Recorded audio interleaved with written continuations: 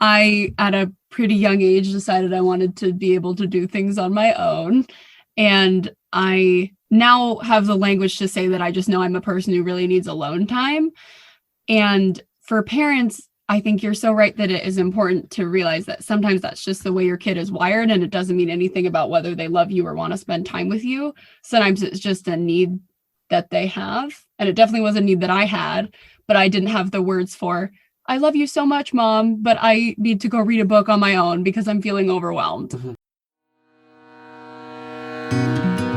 Welcome to Raising Adults, the groundbreaking parenting podcast that starts with the end in mind. We're your co-hosts, Dina Thayer and Kira Dorian. We created future-focused parenting to take families from surviving to thriving. So join us as we help you stop raising kids and start raising adults.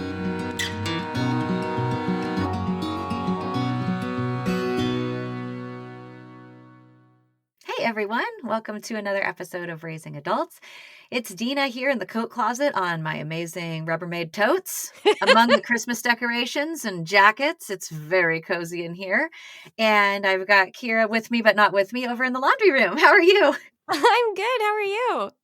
I'm doing well. I can tell fall is, it's Fall's here. Yeah, I'm back in a blanket. Like, what is this? Before it was all toasty. Has it ever been a comfortable temperature in the closet? There was a brief few weeks, yes.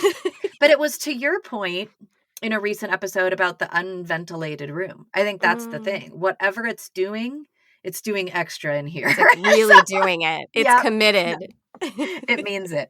Mm-hmm. I love it. Yeah, so we have a super fun episode today. I know you agree. We got all four of our people together. So this episode is essentially just run by our children, which is awesome. But we do want to remind you about a big thing in terms of direction of our show first, and then we'll just give you a few little housekeeping things about the episode so you know what to expect, and then we'll let them take it away. Yeah. So just a reminder that, as you know, we have hit this crossroads in our show where Dina and I feel like we need to make a course correction, as we encourage all of our FFPs to do when you need to. We need to do one. So we've just hit this point where the show is really successful, but the amount of time and money and our resources that still goes into the show is really not sustainable anymore for us and for our families. So we have asked that you guys are amazing future-focused parents. Those of you that can become future-focused patrons, which means that you join us for $5 a month to help keep this show running, because we literally cannot keep it running past 2021 if we don't have some changes. And one of them is we do really need our listeners to join us in that membership level. So if you can, we would love for you to help us keep this show going. And you can do that by going to our website, which is futurefocusedparenting.com. Click on membership. There is now only one tier. It's just the $5 a month. Or you can go to patreon.com/FFP. And that's another way that you can become a future focused patron. We talk about our values on the show all the time. We talk about alignment on the show all the time. And really what we've realized is that the only way we can make this sustainable is if we are no longer taking time and resources from our families to bring you guys free content. But the free piece is really important because a lot of shows are moving to paid platforms only. And we did talk about that, and it just doesn't match our values. We want our show to be equitable. We want people who aren't able to pay $5 a month to still get access to parenting support. And so the only way that we can keep it free is with those members. So please join us. We really would love to keep the show going into 2022. And we will be making a decision on October 14th. So if you haven't yet become a member, this is the time to do it. futurefocusedparenting.com. Click on that membership tab. Thank you so much, all of you who listen and download, and those of you that have already joined us. Yeah, thank you so much. And we have got our fingers and our toes and all the extremities crossed, because I think it's also important that you hear we love this and we value it. And parenting is something we're so passionate about. And this work is really meaningful to us. And it's really more about the logistics not being sustainable. It's not that the topic has lost its fire for us. That's not the case at all. We want to keep going. And we're just being real about what it's going to take to do that. Yes. Well said, Dina. So what should we know about this frankly insightful / adorable episode we're about to hear? Yeah, I loved it. I mean, we really just put the four of them. So my two were in the laundry room, your two were in the coat closet, and Yep. they just kind of had a chat. And we had prepped them with 2 questions, right, that they were supposed to answer. And I did not coach my children. Reese gave some particularly like meaningful and wispy answers. Yes. Very And touching. I just want listeners to know that he was not coached. Because if I was listening, I'd be like, she totally made him say that. I didn't. The thing is, though, if you know Reese, you know that wasn't the case. Yeah. And If I think you met my yeah. son, that won't Yeah. surprise you. But for those of you that haven't, yeah, he was not coached. How about you? What do you want them to know? Well, I think it's really a good episode, first of all. I hope you guys will listen. It's short. They only chatted together for, I think, about a little over 15 minutes. And they're talking about what do we wish parents knew from our perspective? And I think it is really insightful to kind of get a peek into their heads. So first of all, I want to say it turned out great. And I think there's some really good nuggets in there. But secondly, just like we address it, if you can hear some weird audio thing or somebody's hair is hitting the microphone, if it sounds at times like my son is reading, it's because he is. So, as I've said many times, he's an actor. He loves that stuff, but he generally has a script. And so he was pretty nervous. We invited him to host the episode, and he was a little nervous about that. So we did talk together about what he wanted to say, but yes, I typed some stuff up for him. So if there's little moments where you feel like he sounds like he's reading, plus we had to teach him the outro for the show and things like that. So I just wanted to address that and let you know, if you hear that, that's because that's what's happening. We had to do, what we had to do to make everybody comfortable. That's right. You're not wrong. Yeah. Yeah. But it's a delightful episode. And I know for me, I was really surprised by some of my kids' answers, and it was really helpful. It was really insightful. And so I think parents everywhere will benefit from just getting that sneak peek into what are our kids actually thinking and what do they really wish that we knew. So hopefully you guys will enjoy it and get a lot out of it. And I guess without further ado, here we go. Hey, future-focused parents, welcome to this special episode of Raising Adults. As you can probably tell, today's episode is a takeover episode, and Kira and Dina are not hosting. Instead, the four of us future adults are going to share some thoughts we want parents to know so they can understand what kids are thinking as they are raised by future-focused parents. So first, we'll introduce ourselves, and then we'll share some thoughts. So I'm Mark, I'm 18, and Dina is my mom. I am Sienna, I'm 19, and Dina is also my mom. All right, that's us in the coat closet, and who do we have in the laundry room today? Hi, I'm Ria. My mom is Kira, and I am 10. Hello, my name is Reese. My mom is Kira, and as I am a twin, my age is also 10. Our moms talk a lot about the why for each topic they discuss, and we want to do the same. So today's why is mainly so parents get a sneak peek into their kids' minds and hear their perspectives so they can be more intentional as they raise the future adults. So let's dive in and talk about what we think parents might want to know. We're going to start by talking about our own parents and then share with all of you some things we wish every parent knew, especially as they parent using the future-focused philosophy. Ria, let's start with you. What would you like your mom to know? I'd like her to know that most of the time I get really stressed at school because it's really hard, and especially hard in the pandemic.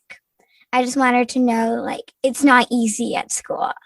There can be good days and bad days, but there aren't perfect days, and they're just stressful.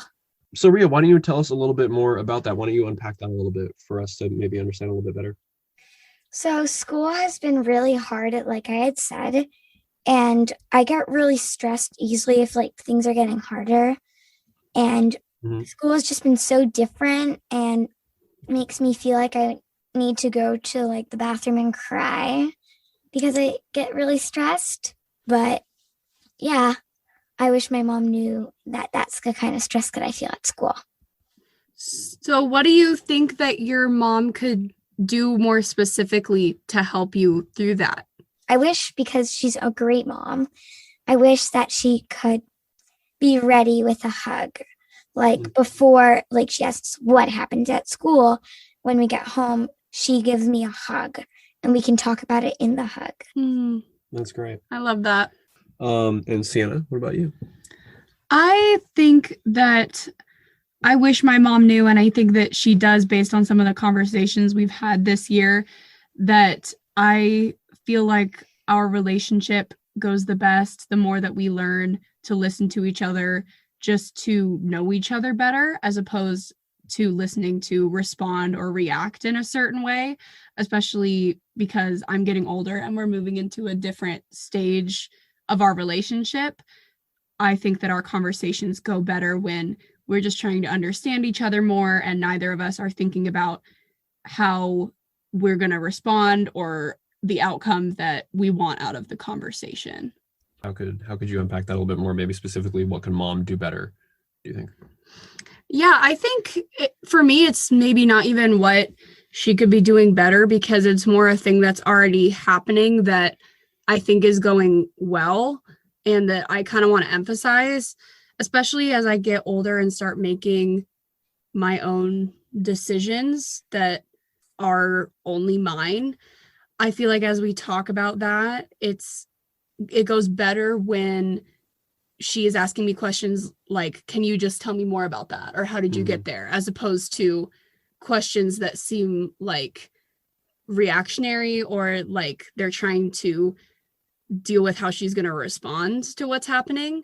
And that is a thing that we already do well. And I just want to emphasize that I wish it was 100% of the time, because it, I think, is one of the things that makes our relationship stronger, especially because of the stage of life that I'm in.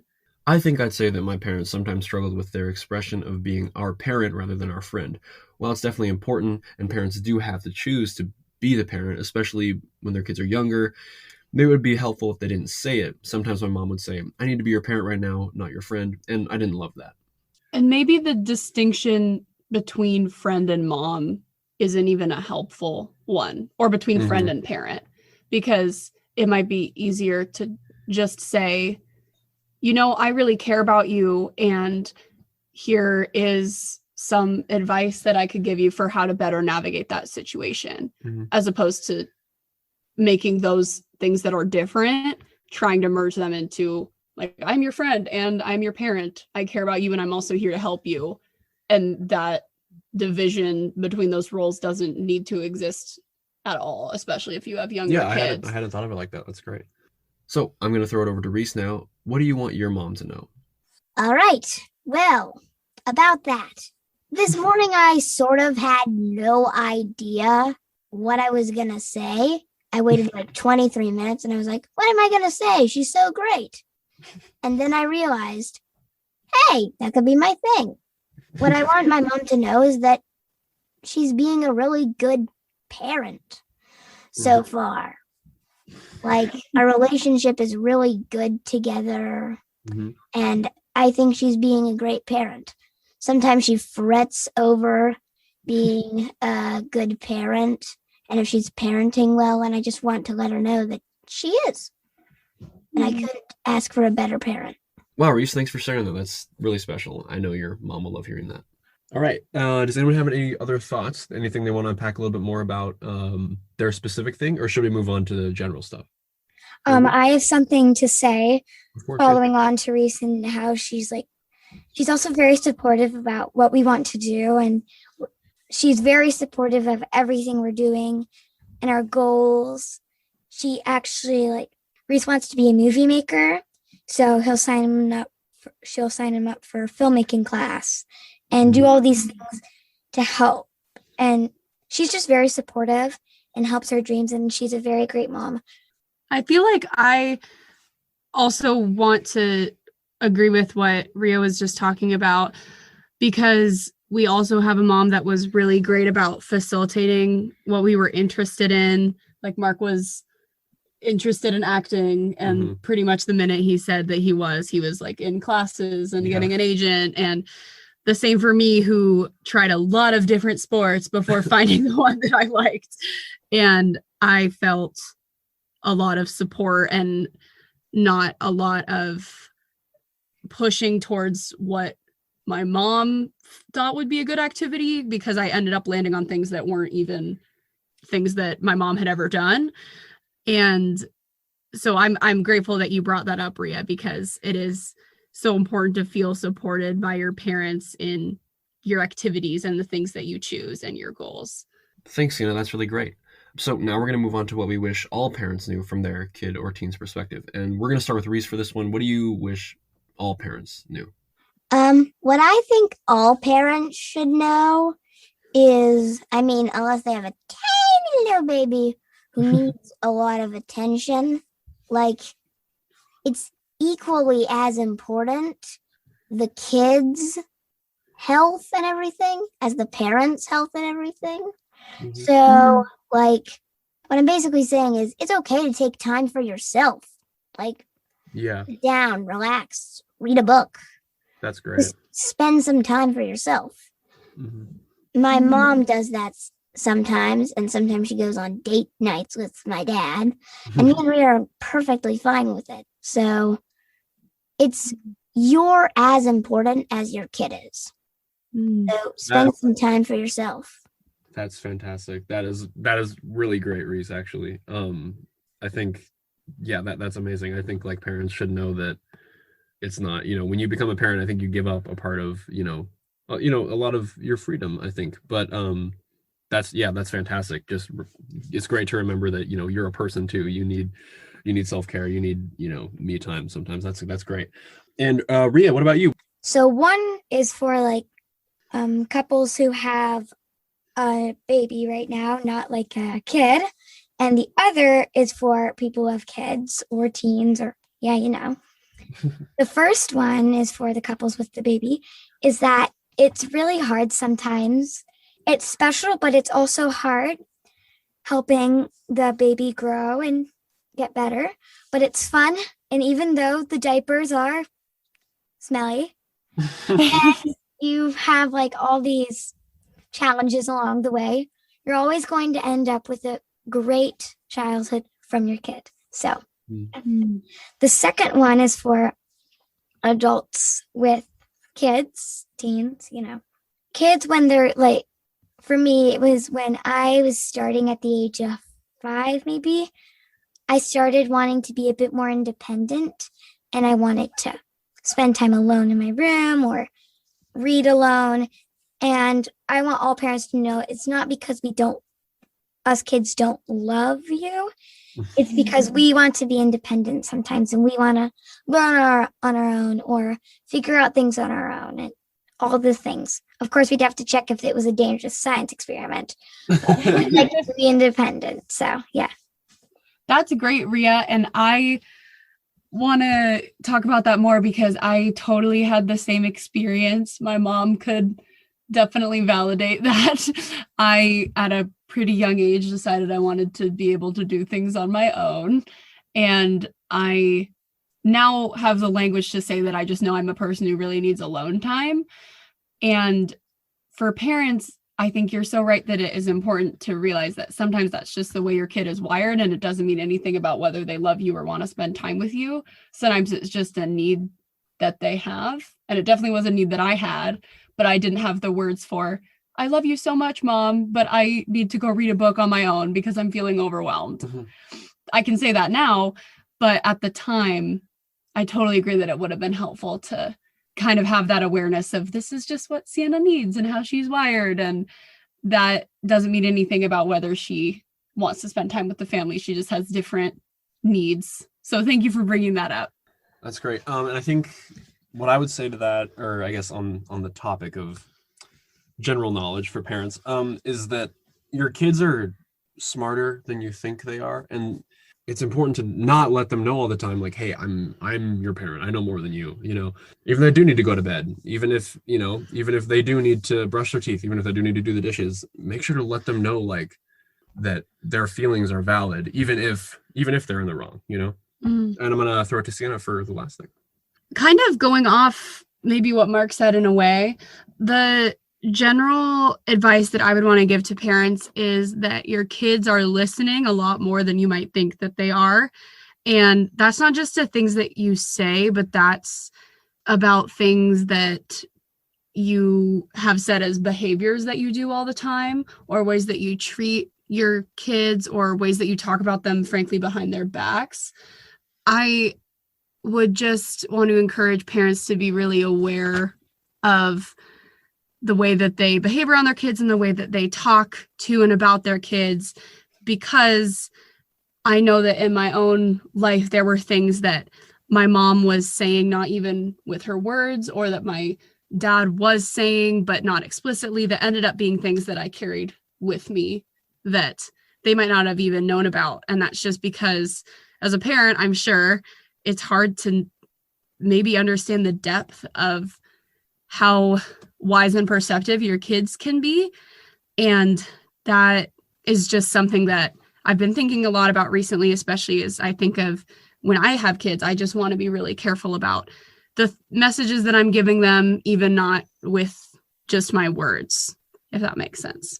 Yeah, that's great. And I think just to kind of drive that point home a little bit more, the things that you say, and even interactions with like customer service people or stuff like that, are really going to have a lasting impact on your kids. Because like I remember when I was really young, like seeing my dad be really nice to servers, and now like I want to be like the nicest person possible to customer service people. It's really important that like how you interact with people when your kids are really young, because that's going to be super formative for them, and it is going to influence who they are as people and kind of who they turn out to be. And another thing about your kids kind of always watching you and listening to the way you act and the way you treat others was when Sienna and I's parents got divorced. The way they treated each other was really civil and really kind, and they were always talking well about each other, and that really, I think, influenced how I want to talk about people and how I want to treat others. Even if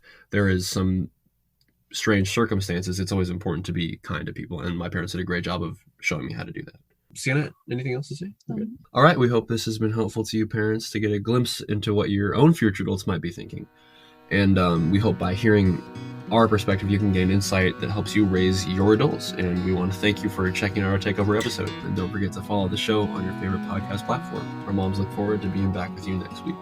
Raising Adults was produced today by Sienna and Mark Dumont and Reese and Rhea Dorian, editing by Allison Preisinger, and music by the Seattle band Hannah Lee. Thanks for listening.